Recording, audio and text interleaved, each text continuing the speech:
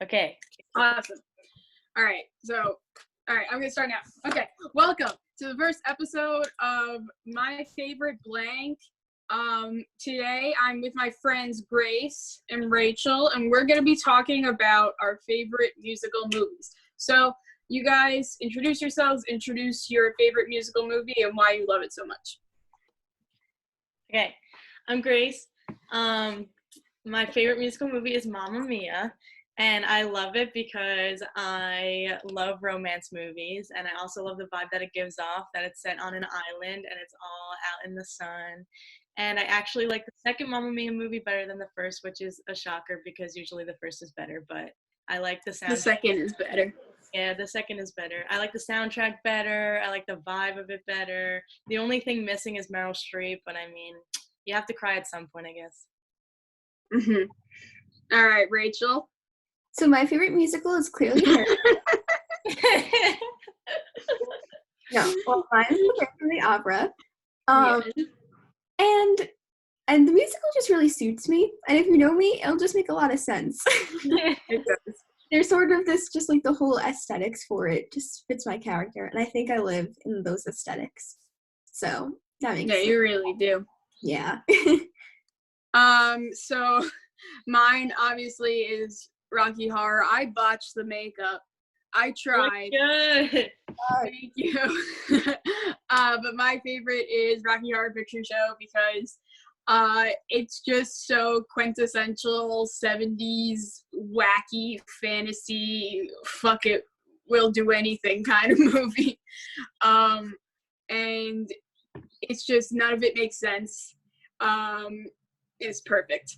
I really love that movie so much. I recently rewatched it for this episode, and I forgot how inherently gorgeous it was, number one, but also it's very, very, very horny. So it is not a family movie. It's not your family's musical, but it is still very, very good. Okay, now down to the question. So to both of you, what is your favorite song from the musical? Okay. For me, it's Why Did It Have to Be Me? And I love the scene that happens when they're singing that song on the boat with Bill and young Donna, and I love it so much, and I'm in love with young Bill, so it's just fitting. I think that's the reason why we saw that movie 8 times in the theater, right? Yes, I think so. So mine is probably the most well-known song from The Phantom of the Opera. It's the Overture, which is, I just like it so much because it's so dramatic. Is that the... Yeah, like you just hear it and you just like know it's coming. You sing it all the time. I do sing it. I do. And you do both parts. Simultaneously, yes. Yes. I think I like it so much because it's just such an experience. Like, it's very cinematic. It is a very, yeah, you're right. So I do actually have that on my show tunes playlist, by the way. So I highly recommend listening to it at like 3 o'clock in the morning in pitch darkness while laying on the ground. Yeah. It's an experience. I think that's my favorite song from the soundtrack too. I don't think I remember any other songs from that movie, but that one, like, I distinctly remember just because you sing it all the time. Then I've done my role. Yeah. Yeah, exactly. My favorite song, have you guys seen Rocky Horror? No. I like You vaguely. would love it. You would absolutely love it. But my favorite song is one towards the end. It's called Rose Tint My World. I'll show you guys the scene afterwards. It's fucked up. But it's just a great song about feeling yourself and feeling sexy and wanting your mommy. Yeah. So I have a couple other questions about your specific musicals. What are your favorite characters from each of your musicals?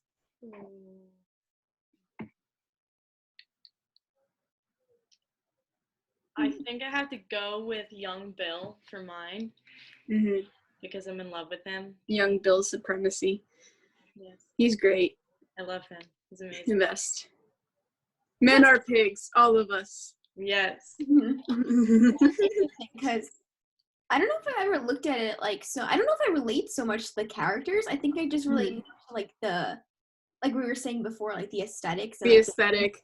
for me, that stands out more than the characters. The characters are just kind of like the pieces that are used to get that across. Yeah. So, I don't know. Yeah, you relate to like the concept more. Yeah. It's by the way, she's a Scorpio if you haven't noticed. It explains a lot. Yeah. The concept suits you a lot. Because you aren't a superficial person and you look for inner beauty and damage, and you believe in like the darkness of the soul but also the lightness. Yeah, and so maybe it speaks more on like a self level, and like I don't know, it's more not so literal. Like it affects people in more of like their value system and stuff like that. Yeah, I think that's the same with me and Rocky Horror, is that Rocky Horror is so when I look at movies that I love, I just love absurdity. And but absurdity that you have to respect. Not like Adam Sandler absurdity. Oh, wait, I can't even say Adam Sandler anymore because Uncut Gems. Uncut Gems. But pre-Uncut Gems Sandler absurdity, if you know what I mean. But respectable, artistic absurdity, that is the kind of shit that I want to make. So you look at Rocky Horror, and that is a perfect example of artistic absurdity. And I can't wait till you guys watch it. And yeah. And my favorite character, it's gotta be the main guy, Frankenfurter, because he's just so cool. And hold on, I have my question sheet over here. Okay.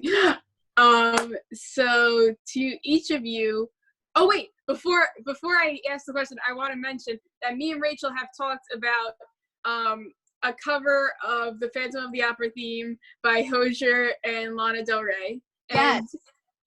We're just speaking it into existence right now. Yes, and it's up to the rest of you and the rest of us to all make this happen. So we all have to rally behind this. Grace, We have to make it happen. It's happening. It's spreading. Yes. Yeah. All right. We should make it a hashtag. Twitter. Oh, Grace, in that vein, if you had to have anybody cover any song from Mamma Mia, I mean, it's ABBA, but still, like, if you had to any ABBA songs from Mamma Mia, who do you think should cover one of them, and which song? Oh, okay.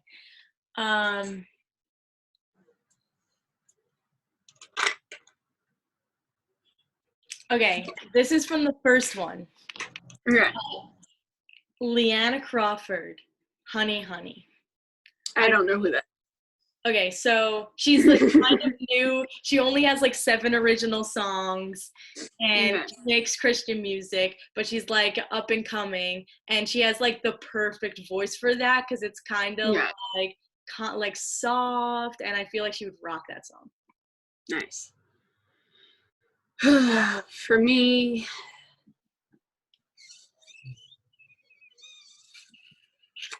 I don't know. I'm trying to think of like a band.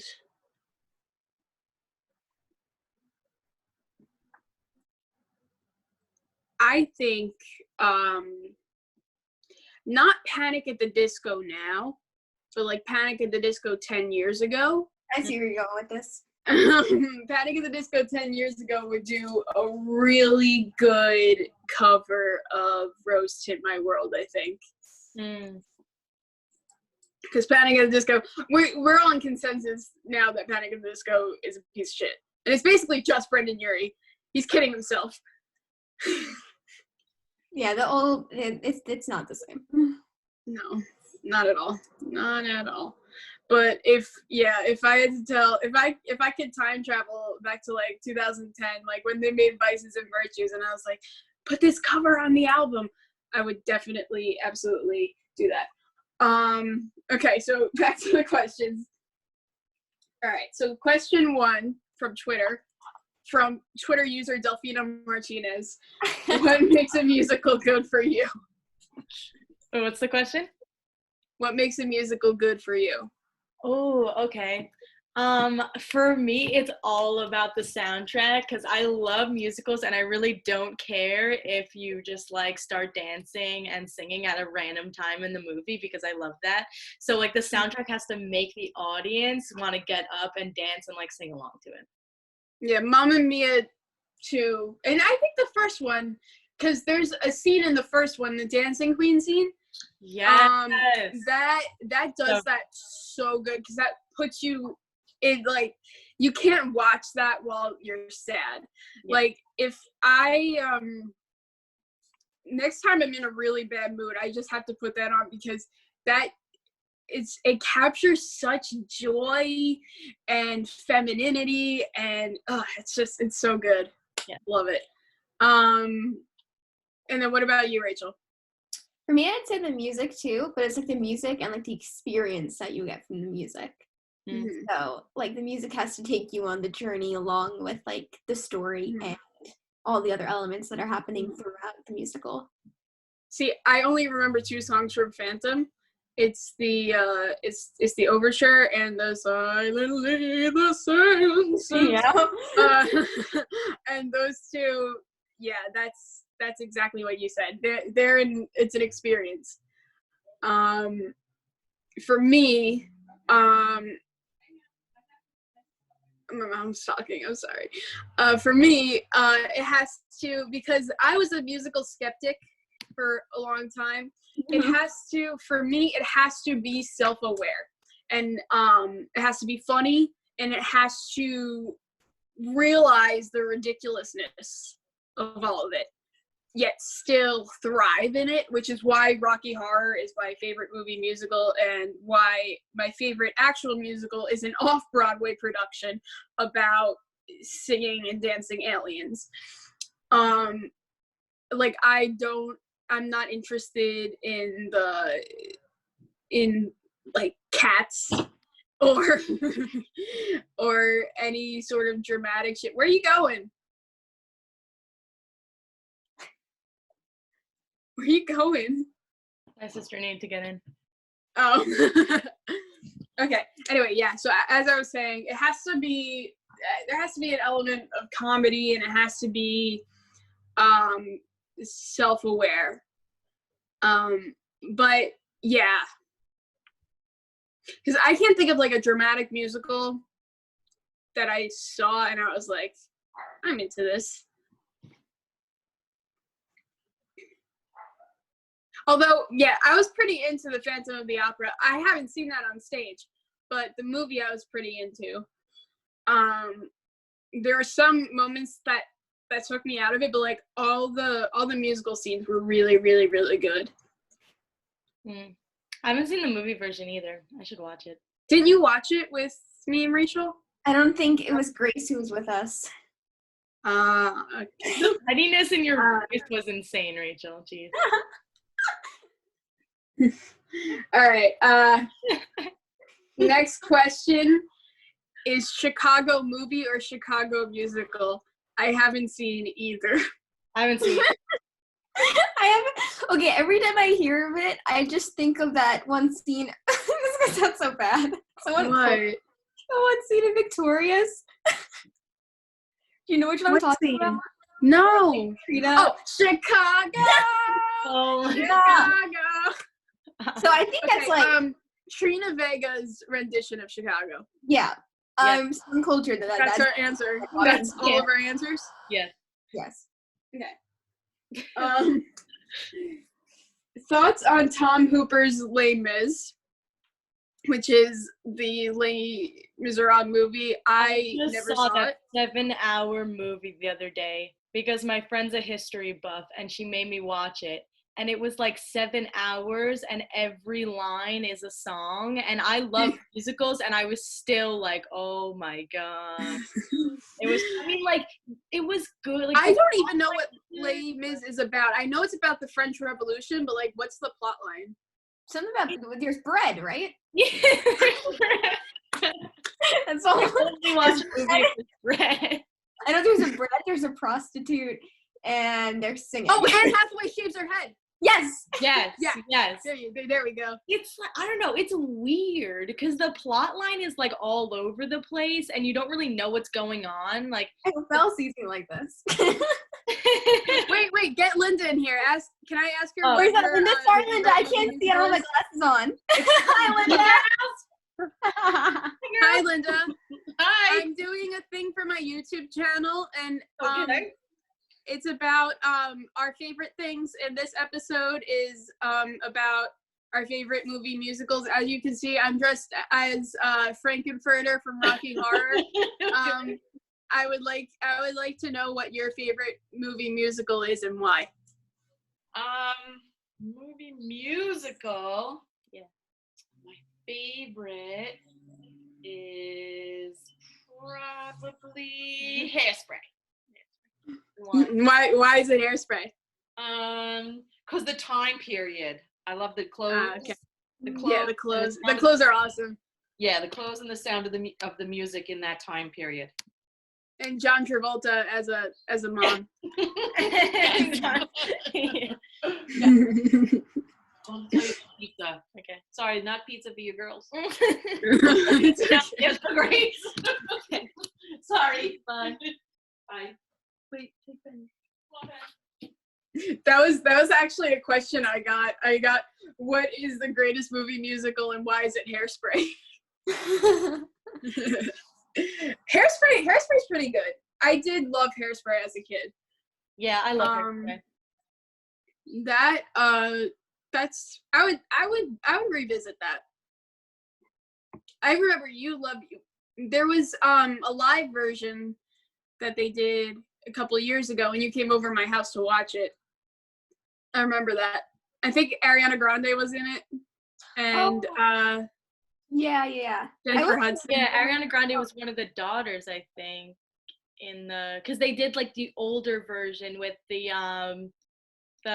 stop, no, yes, please stop, that one, because that's not a newer movie. They did like the older version of the movie, I think, in like a live production. Hold on 1 second. Okay. And what movie would you turn into a musical that already exists that you would turn into a musical? Chicken Little. Why? Because I feel like it would rock as a musical because it's so like chaotic that I feel like music would just like bring it into like more of like a whole piece. Okay, so is this a live action movie, an animated movie, or an onstage production? Animated movie. Animated movie. Okay. And what genre of music is it? Is it like rock? Is it rock heavy? I feel like rock would work, yeah. The sky Like, is falling. Yeah. Yeah. Can you give us a little taste of like what the soundtrack would sound like? Well, I think that all the songs would have to tell a story of like the thing. So I feel like the lyrics would be very literal of like what is happening. So like when Chicken Little thinks the sky is falling, it would be like a whole like drum solo. It'd be like, the sky is falling, the sky is falling. And then it would just like go, and then everybody's like panicked screams would be like in a like sequential like rhythm. Like, Yeah, like that. And then it would just like, then the music would probably stop during like the interview part. And then, but then every time Chicken Little has like a new like tragedy happen, it would be turned into a song. I love that. And what is your dream cast? Are you sticking with the original cast? Or Yeah, I think the original cast would rock it. you think Zach Braff can sing? I think anybody could do anything they set their mind. I don't think Zach Braff is. That was the perfect answer. Okay, what about you, Rachel? Okay, so that actually just got me thinking of something. So you know that part of Monsters Inc. where Yeah. there's like this brief scene where Mike Wazowski does like a performance on stage and he sings a rendition of Put That Thing Back Where It Came From or So Help Me. Yes! Yeah. Okay, because for the longest time I thought that I made that up, and somehow Yeah. But no, because he spins in circles. He's like, put that thing back where it came from, or so help me. Yep. And I think that's the musical that we need to bring to stage. Is that what it's called? Is that the title? Put that thing back where it came from, or so help me. Yep. A musical. Yes. Yep. And then, so that's a stage production. Mm-hmm. Because Who you want? Yeah, in the animated, there's like this, in the animated film, there's like a part where he like sings it and it's like an actual stage, like it's animated, like he's singing on the stage. So let's make this actually. I don't remember that part, actually. I know, no one like remembers this. I thought I was going insane. I need to rewatch it. But, okay, so who would you want to play Mike Wazowski? Ooh. Interesting. I don't know. And is this just a musical about Mike Wazowski's life? Like, is Sully involved? I think I'm trying to think of what it was in the film. Like when he sang it in the film. I think it was just around the like Boo.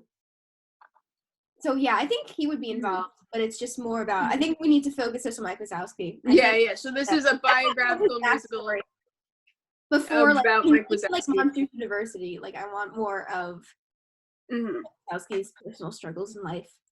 Yeah. So it'll be titled "Put That Thing Back Where It Came From, or So Help Me." The story of Mike Wazowski. And who is Mike Wazowski? I don't know. What do you think? Because I feel like no, he can't have like like he shouldn't have like an annoying voice. Like someone could have like a distinctive voice, but also be able to sing. Yeah, but they could also put on a voice. True. I don't know. Who do you think? They could do an impression. Okay, so, all right, what do we want Mike Wazowski's voice to be? Do we want it to be, like, rocky or jazzy or operatic? I think people would need to have all the genres. Okay. Mike Wazowski. Robert Plant. Is he still alive? I don't know. Is Robert Plant still alive? I'm gonna look it up. Okay, look it up. And if he is, he's like in his 80s.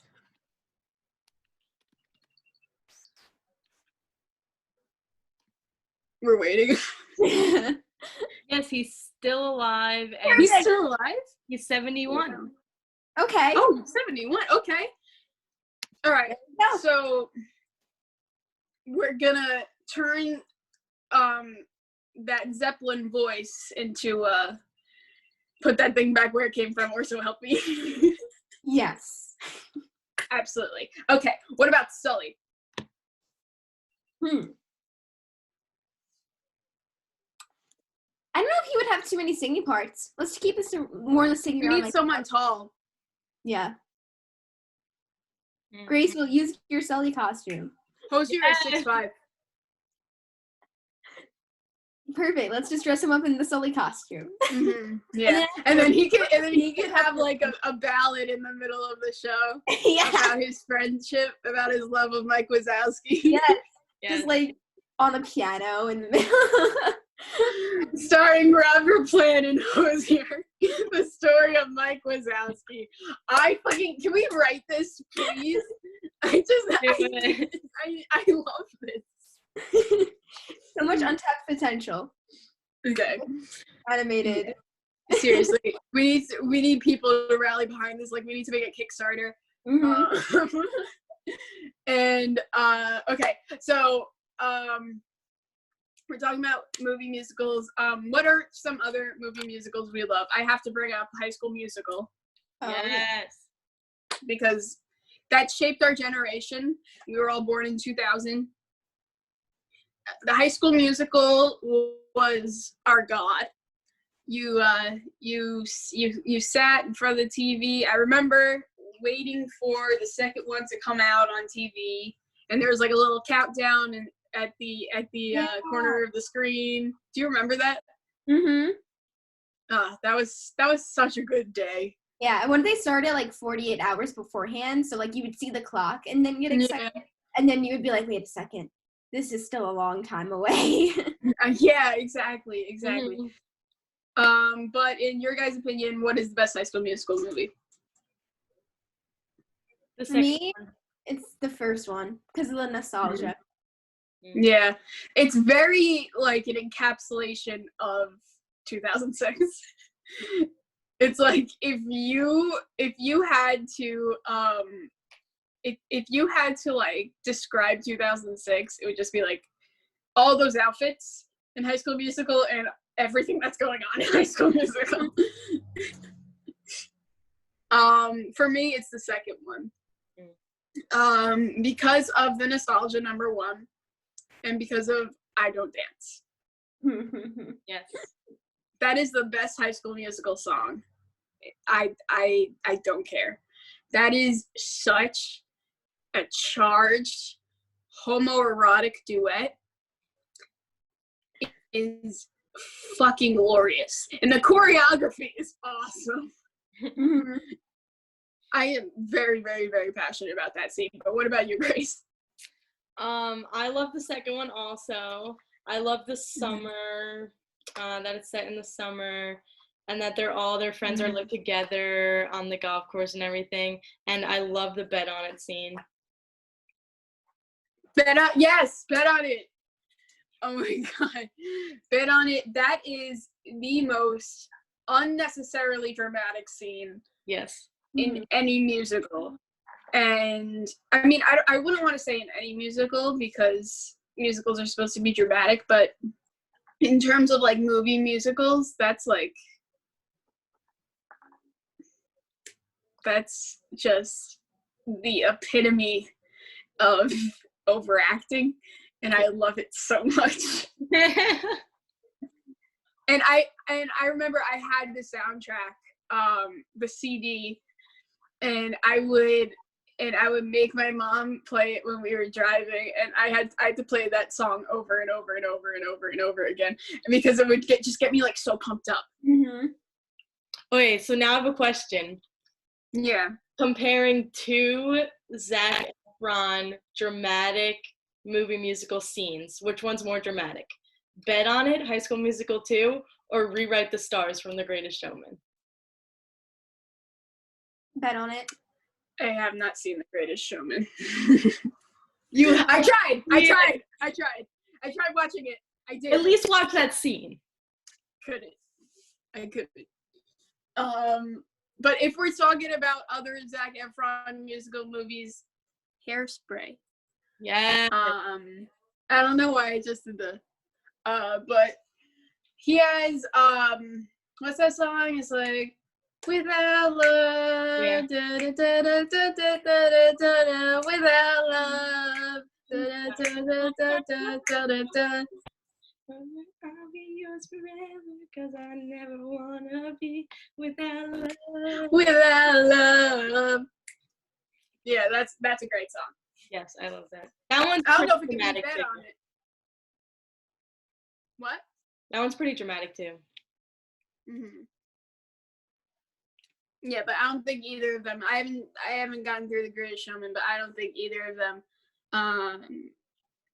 can compare to Bet on It. Also, it's funny you mentioned The Greatest Showman because it's in the general consensus that it's a fucking disaster. Do you have any words of defense of The Greatest Showman? Okay, I personally enjoyed The Greatest Showman, okay? And I liked it because I felt like it was very empowering to entrepreneurs because like P.T. Barnum was successful in his business, and so like I enjoyed that aspect of it. And I did like the soundtrack because I like the beats of the songs and stuff, and like I felt like it made you want to like sing along. So I like those two aspects. Oh, I got a gift from Zoom.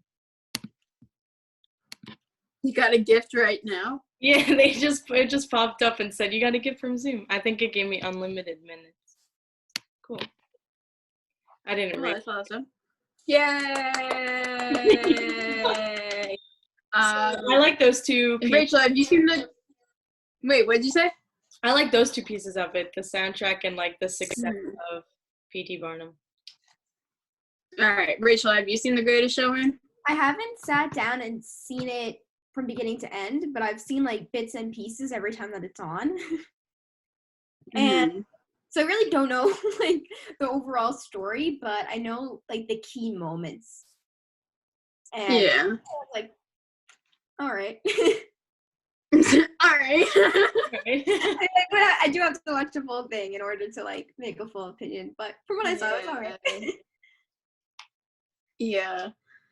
Yeah, everyone, I mean, I started watching it and it opens like, oof, I don't even remember much. It was like, he leaves his kids behind to go like make a zoo. I think. Am I talking about we bought a zoo? Yeah, he doesn't leave his kids behind or create a zoo. Then what did I watch?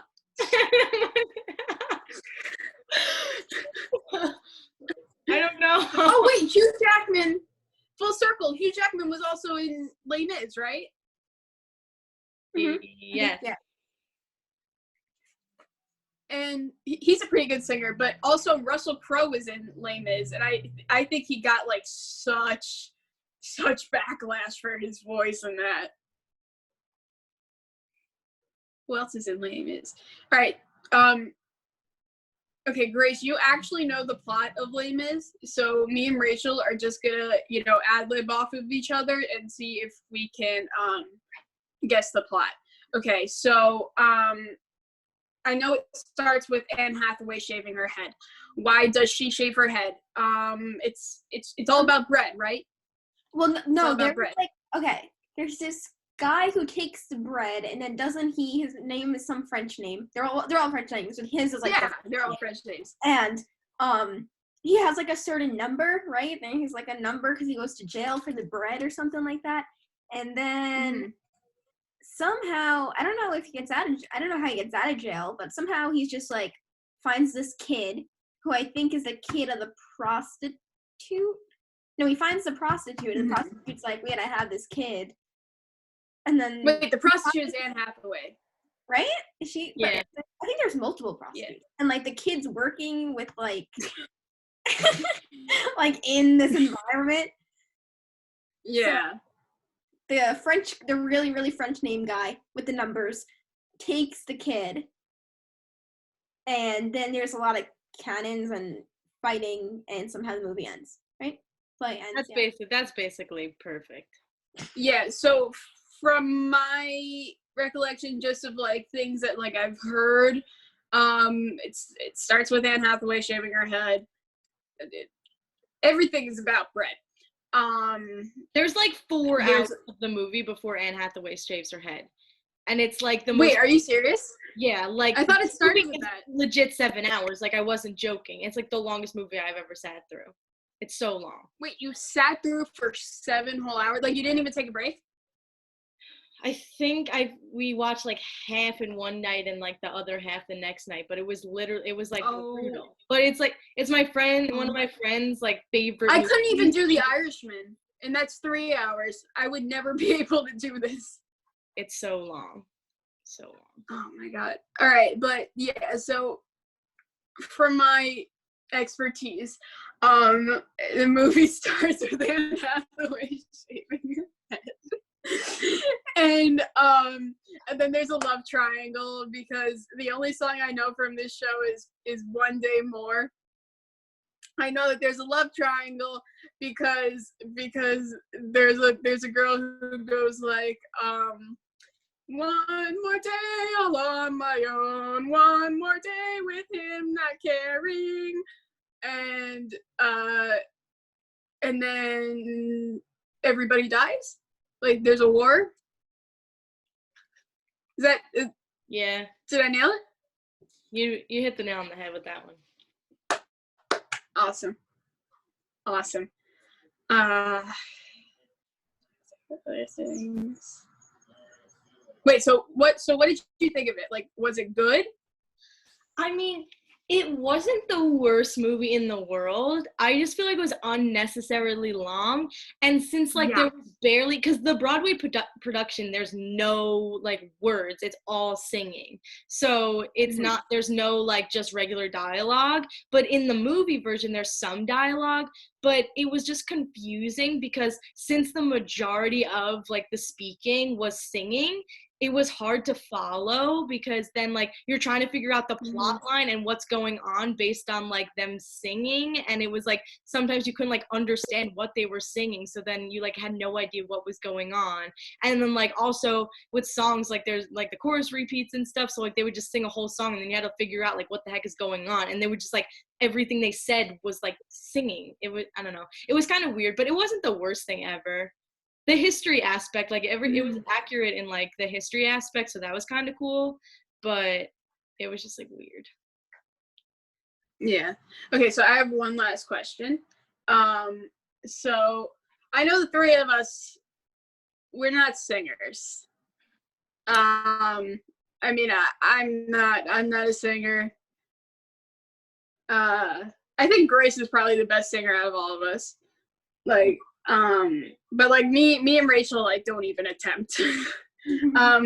But if you could, like, if you were guaranteed you were gonna, like, nail it, what song from a movie musical would you want to sing in front of a bunch of people? Dang. That's a hard one. Going back to Hairspray here. I think Can't Stop the Beat. That, yes. If you want to talk about songs that, like, you can't like get sad while listening to, yes, that is one of, like, the most joyful songs ever. Yeah. And yeah. So what about you, Rachel? Okay, well, I'm gonna do it from, I think from Phantom. I want to be able to sing the music of the night. Ooh. Is that the one that's like silently the senses? I think maybe it might be, yeah. Or because I only know 2 songs. Yeah, I think so. Yeah. You see, I would love to sing Sweet Transvestite from Rocky Horror, but that is such a deep octave that only a man, I think, could be able to sing that. So I'm gonna go with One Man Show of I Don't Dance from High School Musical 2. Yes. Hey, better swing. I got to just do my thing. Hey, better swing. Yeah. I can do that. You never try. Now it's gonna be stuck in my head the whole day. Yeah, me too. Me too. And then I guess we should end this by saying, have you guys ever seen any Broadway shows? And if you have, do you prefer movie musicals or stage musicals? Ooh. I've seen a few Broadway shows. Which ones? Name them. I've seen Mary Poppins, Beauty and the Beast, Aladdin, Charlie and the Chocolate Factory. I think that's it. I've seen Hairspray off Broadway in a stage production, but I definitely prefer stage productions. I feel like it's just an experience, and I respect those people so much that they're able to, like, do this without the take 2, take 3, take 4, and take 5. Like, they just do it, and I think that's so amazing. And Yeah, I love it. And I feel like you feel like you're more a part of it when you're sitting in the audience and like the people are right there making the production happen. So Yeah. I saw Beauty and the Beast. The only Broadway production I've ever seen was Beauty and the Beast when I was like 7 years old. And as soon as the Beast came out, I started sobbing. So I've only seen half of Beauty and the Beast. oh, So I think I prefer movies. What about you, Rachel? I've only seen Aladdin on Broadway. And Did you like it? I did. Similarly to Grace, I think I like the staged productions because it's just the whole experience factor of it. But I can see how like some musicals could be better off as like a film. Mm-hmm. Yeah, definitely. Oh, and I forgot to mention. What is your opinion on the movies turned Broadway musicals like Legally Blonde, Heathers, Mean Girls, and well, Moulin Rouge was already a musical, but Moulin Rouge is on Broadway now. Have you heard any of the soundtracks or like anything about it? I've heard about it, but I haven't heard the soundtracks. So I'm not quite. I've only heard the Heathers soundtrack. Oh, how was it? Did you like it? And I know the Moulin Rouge soundtrack because I've seen Moulin Rouge, but I think it's like an updated version because Moulin Rouge was 2001 and it used pop songs from like that era. So I think the Broadway version would probably use pop songs from this era. Although they should. Have you seen Moulin Rouge? no. You both would love it. It's got romance and it's got drama. It's perfect for both of you. And there's a mashup. It's genius. There's a mashup of Roxanne by The Police and Smells Like Teen Spirit by Nirvana. It's so good. It's so good. What am I talking about? Yeah, but you guys just need to see Moulin Rouge. That's Ewan McGregor and Nicole Kidman and John Leguizamo. And yeah, that's all I got. Do you have any closing statements? I just want to say, if you're watching this and haven't seen the second Mamma Mia movie, watch it immediately. That's it. Oh, also, Grace, you should assign each of us a Mamma Mia character. Ooh, yay. Okay. Me included? Yes. Am I included? Okay. So we'd obviously be the three best friends. So I would be Donna, you would be Tanya, and Rachel would be, why am I blanking on her name? Rosie. Rosie, yes. It's perfect. Yeah, it is perfect. That is actually pretty perfect.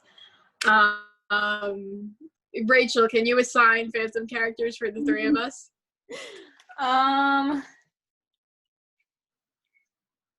trying to think. Like I said, like the characters really didn't sting out to me that much. But yeah, who's gonna be? I can send you parts to sing. Like I think. Awesome. So I think it'd be interesting if we see Grace do the parts of Christine and Jules do the Phantom parts, and we'll get that. Sing for me. I think I can do it. I think you can. My voice can go pretty deep. I think I can do it. Like I can't sing. I just have a deep voice. And then for me, for Rocky Horror, I think Rachel would be Magenta, which you've never seen. She's like this very cryptic maid. She speaks with like an exaggerated British accent, and she's very creepy. I think Grace would be Janet, who is the one of the two only normal people in the show. I think I would be okay, so Meatloaf is in this movie, if you don't know. I think I would be Meatloaf's character. He is in it for like 5 minutes, and he just like he's on a motorcycle, and he like ruins Dr. Frankenfurter's lab while he's singing about his girlfriend, and he's just like ruining everything, and then he gets killed, and then he gets eaten. I think I would be him. Yeah. So that is it for today. Also, I just wanted to promote, Rachel has a short film that is going to be coming out very soon. I mean, not very soon. We'll see when but talk about it. What's it called? What's it about? When will he start filming? Thank you. So apparently, hopefully, as soon as the world gets back to normal, we can actually start to begin. But I can't say too much now. But we could definitely, definitely tell you some more as we start getting the ball rolling. So I'm excited. Thank My you. parents are really excited too. Same. All right. Oh, it goes over very quickly. All right. So I'm actually not recording this session because I am technologically inept. Either Rachel or Grace is recording this session. I'm not sure, but I'm gonna leave now. This is the end of the episode. So we can stop recording now. Thank you for watching. If anybody actually watched this.